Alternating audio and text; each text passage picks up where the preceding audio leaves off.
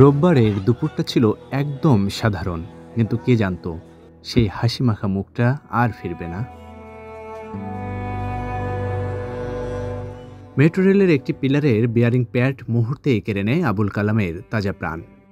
ঢাকার Shaheed Suhrawardy medical college হাসপাতালের মর্গে যখন লাশটি রাখা হলো, তখন বাতাসে ছিল এক ধরনের ভারী নীরবতা।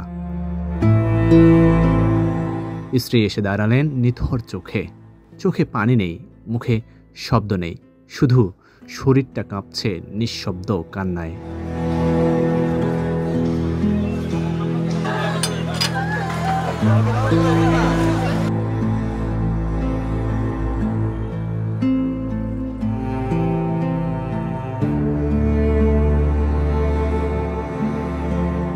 এক পর্যায়ে নিস্তব্ধতা ভেঙে উঠল বুক ফাটা আর্তনাদে। ওরা এখন কার মুখে বাবা ডাকবে? শিশুরা তখনও জানে না তাদের বাবা আর ফিরবেন না।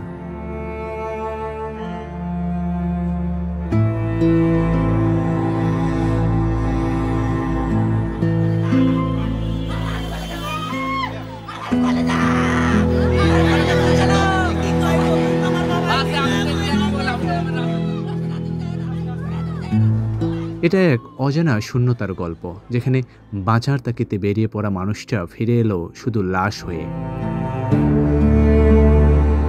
তার সঙ্গে থেমে গেল দুটি ছোট্ট শিশুর হাসি, এক নারীর পৃথিবী, এক সংসারের ভরসা।